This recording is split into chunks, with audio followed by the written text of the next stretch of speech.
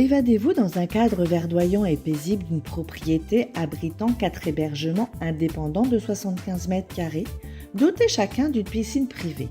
Les Nuits de Lens. Les Nuits de Lens, votre oasis privée à Sainte-Anne, en Guadeloupe, pour une expérience de détente totale. Plage à 10 minutes, parking privé et Wi-Fi gratuit, ainsi qu'un espace commun, barbecue avec table. Les Nuits de Lens. Téléphone 06 90 32 72 37. 06 90 32 72 37. Guyane Actualité. C'est un plaisir pour moi de vous retrouver pour cette émission politique ce soir. Je me dirige du côté de la commune de Goyave avec le maire Ferdi Louisi qui aura à cœur de nous parler d'un sujet important, la sécurité sur le territoire communal. Donc avec lui, nous ferons un petit peu le tour de cette question et puis une ou deux questions d'actualité pour débuter cette émission. Ferdi Louisi, bonsoir et merci d'être avec nous. Bonsoir, Madame Bassé. Merci de votre invitation et bonsoir à toutes vos téléspectatrices et téléspectateurs de Goyave, de la Guadeloupe et d'ailleurs. Voilà, alors c'est vrai, il y a cet article 55 qui fait couler beaucoup d'encre, alors on en parle un petit peu partout, de la loi de finances, du projet de loi de finances 2024. Alors, qu'est-ce que ça vous inspire? Qu'est-ce que ça suscite chez vous? En fait, à plusieurs niveaux. D'abord, en tant que citoyen, bien évidemment, ça va impacter ma vie au quotidien, comme celle de tous les Guadeloupéens, parce que nécessairement, il y aura des mesures fiscales qui seront prises dans le cadre de cette loi de finances pour 2024. Et ensuite, en tant qu'élu, là aussi, on va devoir regarder, mais bon, c'est un article c'est une loi qui va passer à travers ces articles sans qu'il y ait de véritable débat. Malheureusement, puisqu'on n'arrive pas à avoir ce consensus à l'Assemblée nationale qui permettrait de créer des conditions de débat et d'échange. Et nécessairement, on le verra sous la vie de tous les jours. Bon, après, le gouvernement prend ses responsabilités en disant qu'il faut que les choses avancent, qu'on est dans un cadre européen et qu'il faudra aussi mettre en place un certain nombre de mesures parce qu'il y a des exigences. C'est à nous de savoir comment on veut faire les choses.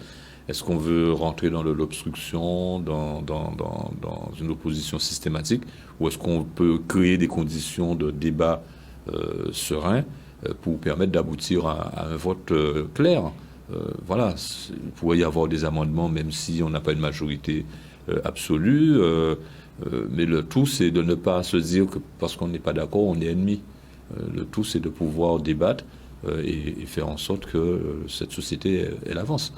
Le gouvernement est en place jusqu'à encore quelques années. Il faut vraiment que le pays avance parce qu'on a besoin en ce moment, on est à un carrefour, à une période de mutation, de transition particulièrement. Et l'heure n'est plus vraiment à la confrontation systématique. L'heure est plutôt à la construction et à l'échange. Et à travers cet article, et à travers peut-être la décision qui est prise de toujours voter dans le cadre d'un 49.3, on verra quelles seront les conséquences. C'est vrai que cet article 55 fait peur à plusieurs en se disant oui, mais les portes sont ouvertes pour que tout un chacun puisse venir s'installer avec bien sûr des aides au transport, aide aussi à l'installation. Est-ce qu'il faut avoir peur de cet article ou est-ce qu'il y a des solutions? Non, de toute façon, ou des palliatifs. On est dans une société qui est ouverte sur le monde. Bon, nous, on le vit quotidiennement au niveau de notre territoire. On le vit en permanence. Donc, nécessairement,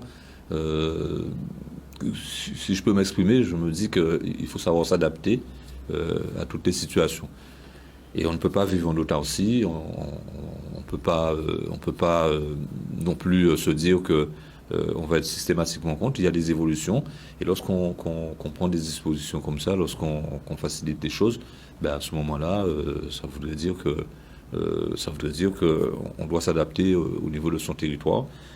Et c'est sûr qu'il y a une chose qui est importante, c'est de se dire que la Guadeloupe fait partie du territoire de la République et qu'on peut s'y déplacer de la même manière qu'on pourrait se déplacer dans des départements de l'Hexagone. À ceci près, c'est qu'on est à une certaine distance, c'est on voudrait mettre ce qui est incitatif, mais il ne faut pas ramener ça sous un aspect racial des choses. Il faut le regarder dans un sens économique et tirer profit de ça. Des Guadeloupéens qui ne sont pas forcément originaires de la Guadeloupe, nés en Guadeloupe, etc., mais qui auraient eu des parents, peuvent bénéficier de la même manière que d'autres pourront bénéficier des dispositions de cet article. Il faut toujours être intelligent et se dire que de toutes les façons, il faut tirer profit d'une loi. Il faut faire en sorte que ça se retourne au bénéfice du territoire et profiter peut-être de l'expérience de l'autre, profiter aussi de sa capacité à venir investir, profiter aussi du fait que le gouvernement a une politique, mais je ne pense pas que cette loi, ce soit une loi dite de remplacement. Voilà. Ah oui, ça aussi, vous l'entendez? Oui, je l'entends. Ce n'est pas une loi on va remplacer les Guadeloupéens. Le peuple guadeloupéen, dans sa diversité, dans son métissage, il est là, il est ancré. Et ce n'est pas parce que la population diminue qu'on va la remplacer par une autre population. Vous en êtes convaincu? Je me dis que de toutes les façons, on a toujours eu des mutations. On est en période de transition. Et regardez sur le plan européen, si vous regardez sur le territoire hexagonal, tout le monde circule. On incite. Bon, après, c'est que nous sommes quand même sur un petit territoire. Un petit territoire qui doit être dynamique. Et le dynamisme, lorsqu'on est sur un territoire, il ne peut pas se faire qu'avec nous-mêmes. On ne peut pas vivre en autarcie, ni par la pensée, ni par l'idéologie, ni par l'action. Il faut savoir s'ouvrir sur le monde et tirer profit de l'expérience qu'il peut y avoir d'autres. Et après, voir dans quelle mesure ça peut créer une dynamique peut-être sur notre territoire. Parce que si notre territoire était plus dynamique que ça, on aurait un meilleur développement économique, social, environnemental, culturel. Donc il faut aller plus loin et profiter de cette loi. Je ne pense pas que ce soit ce qu'on pourrait dire une loi scélérate.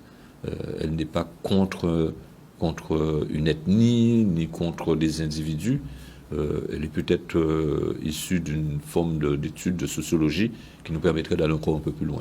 C'est comme ça que je l'aperçois. Et dès lors que la représentation parlementaire fait passer une loi, pour moi, c'est toujours dans le sens où il faut s'adapter pour faire en sorte que la loi ne se retourne pas contre nous.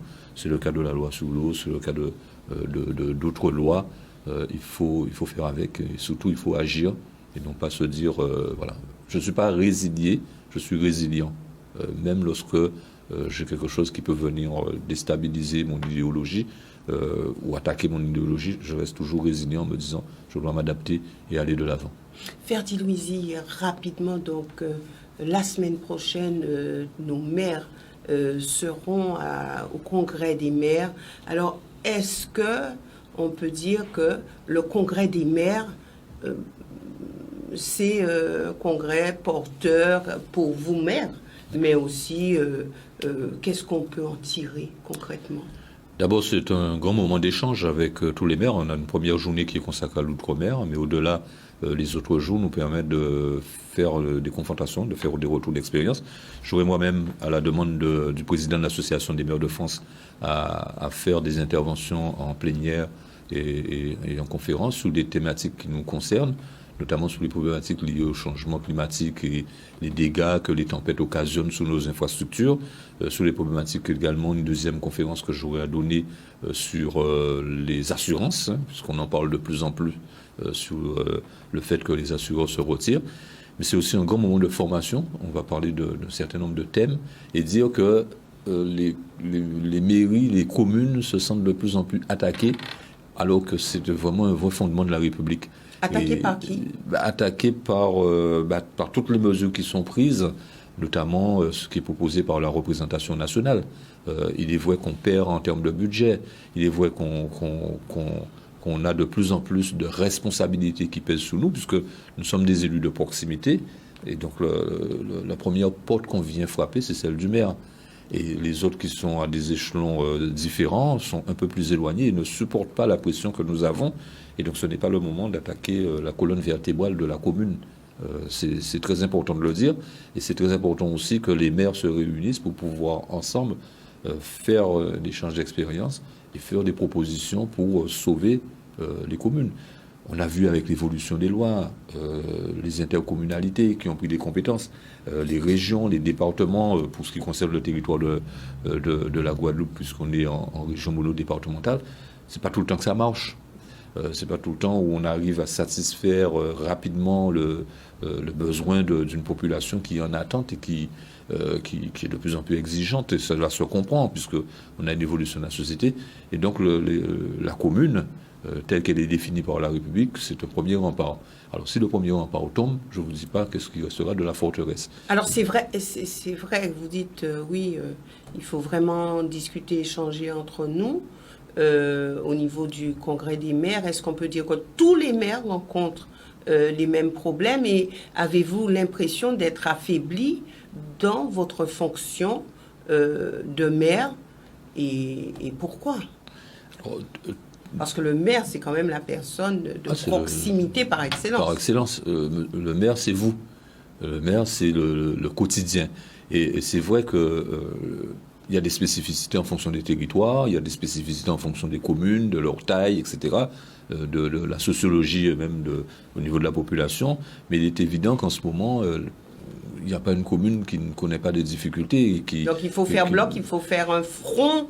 Il faut défendre. Commun. Il faut défendre lorsque vous sentez qu'un certain nombre d'actions peuvent conduire à une forme d'affaiblissement de votre structure, de votre établissement. Donc, il faut y aller franchement. Est-ce qu'on peut dire que l'État ne comprend pas bien ce que vous vivez au quotidien? L'État le voit, mais l'État aussi est endetté, l'État aussi a ses difficultés, mais l'État ne peut pas, pour se soulager, renvoyer sur les communes.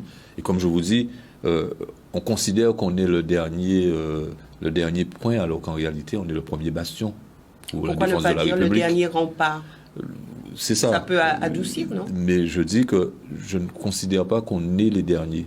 On est le premier bastion de la République. Parce que lorsque vous rentrez quelque part, vous rentrez par une porte avant de découvrir le reste de la maison. Et donc les communes, les maires, ce sont des premiers bastions, ce n'est pas le dernier rempart. Ça devient le dernier rempart parce que en général, c'est même pas le dernier rempart. C'est le premier endroit où on voit. Même si on n'a pas les compétences, la population vient vous voir. Bon, il y a un problème de déchets, il y a un problème sous l'eau. On vient voir le maire. Et on dit, monsieur le maire, qu'est-ce qu'on va faire? Monsieur ou madame le maire, qu'est-ce qu'on va faire? Quelle solution que vous pouvez nous proposer? Sous le social, sous l'éducation, sous les missions qui sont régaliennes, qui relèvent de l'État. On vient nous voir. Avant qu'un parent aille voir le rectorat, le parent viendra voir le maire. Et donc, quelque part, on ne peut pas considérer comme les derniers. On est les premiers de la cordée. Voilà, et c'est vrai qu'on peut faire un long débat là-dessus, mais nous passerons à la thématique du jour qui est la sécurité sur le territoire. Alors beaucoup de maires embrassent cette thématique. Alors lorsqu'on parle de sécurité, on voit souvent tous les délits qu'il y a sur une même commune, sur un petit morceau de son territoire. Alors quand on vous parle de sécurité à Goyave, comment voyez-vous la chose? Alors, sous plusieurs plans, et lorsqu'on parle de sécurité, on voit toujours par rapport à la problématique de la délinquance au quotidien, notamment sous les violences qui peuvent être faites aux gens et aux biens. Donc, c'est le premier niveau d'insécurité dont on parle, parce que c'est ce qui revient tout le temps à l'esprit. Est-ce qu'on a attaqué quelqu'un? Est-ce qu'on a blessé? Est-ce qu'on a volé? Et donc, ce sont des actes de délinquance d'atteinte à la personne et aux biens. Donc c'est le premier niveau qu'on voit en termes de sécurité.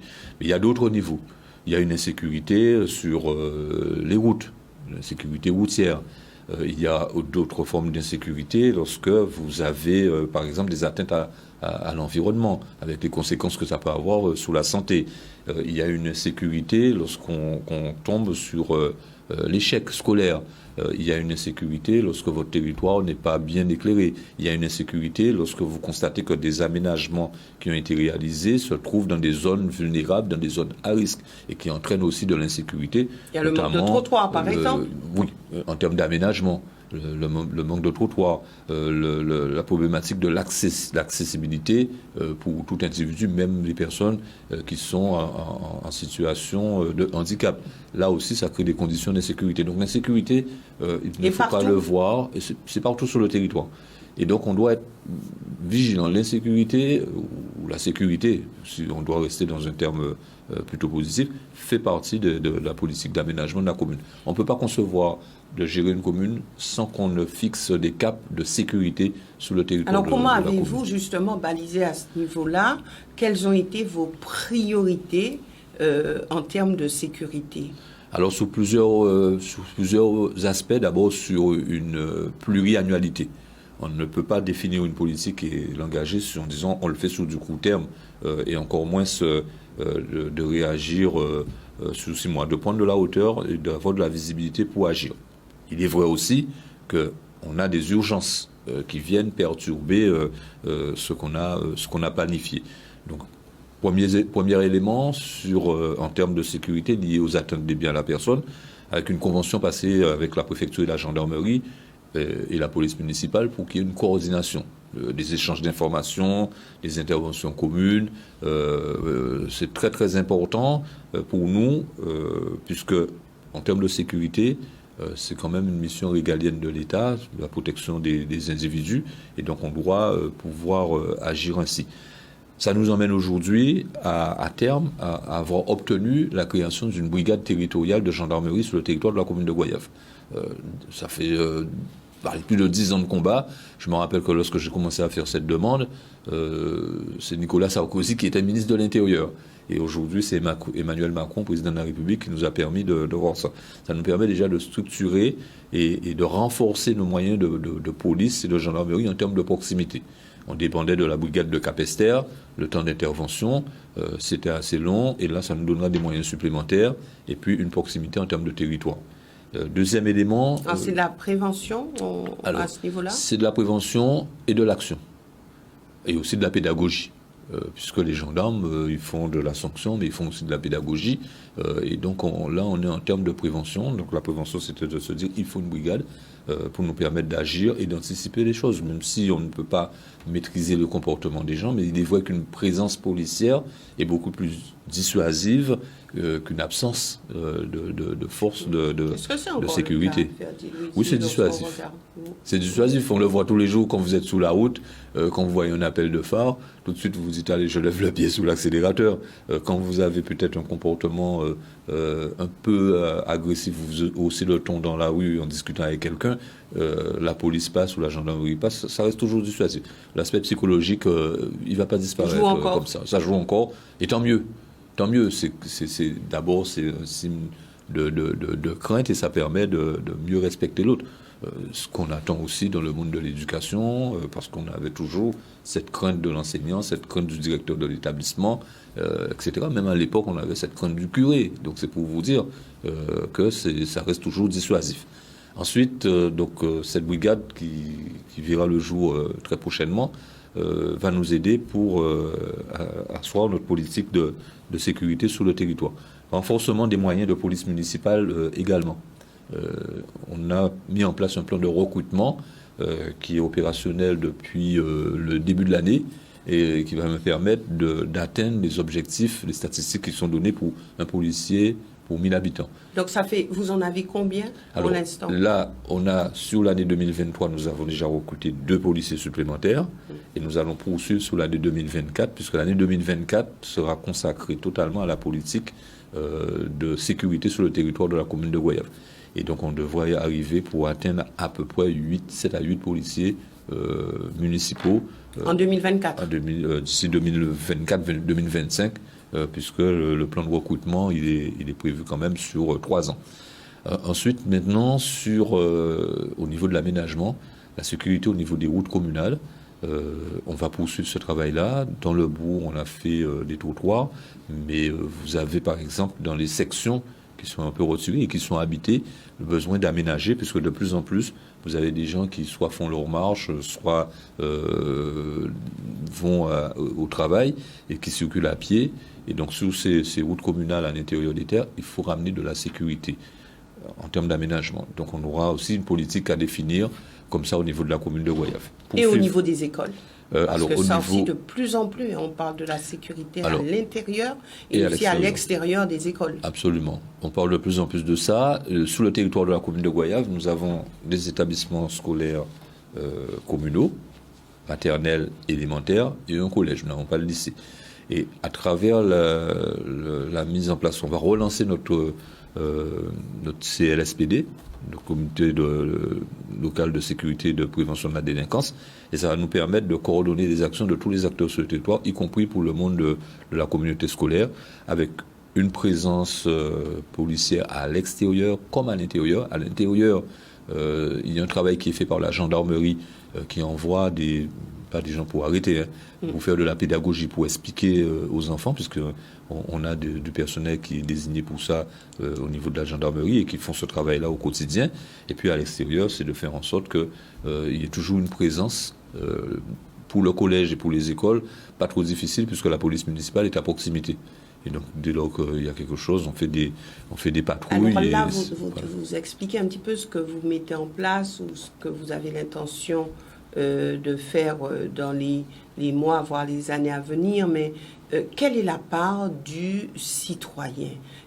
Quand on parle, on dit oui, je vais mettre des policiers, des gendarmes et tout, mais on a l'impression que la population, elle assiste et elle profite, mais est-ce qu'elle a aussi un rôle à jouer? Est-ce que vous y avez pensé et comment la mettre à contribution?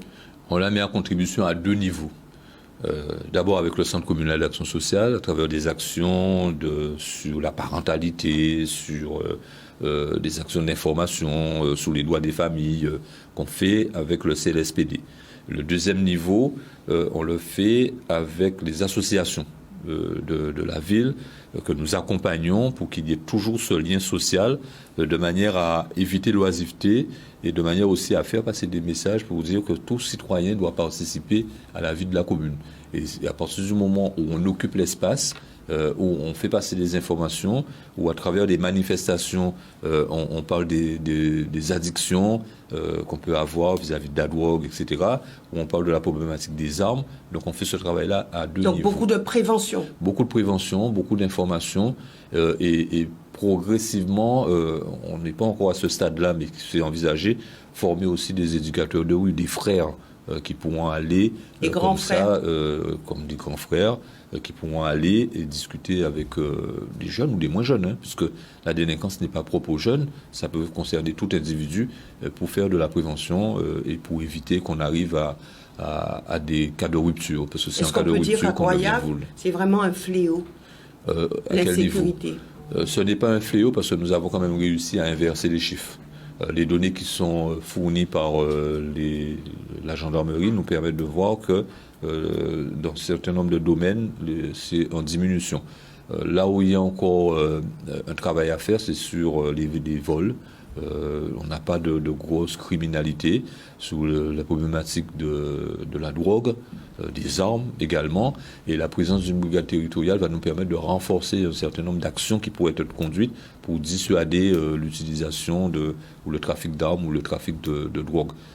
Sur les violences intrafamiliales, nous avons fait un gros travail avec le Centre communal d'action sociale au niveau des familles, notamment sur les familles monoparentales ou autres, et donc on a tendance à constater que les chiffres à ce niveau-là diminuent.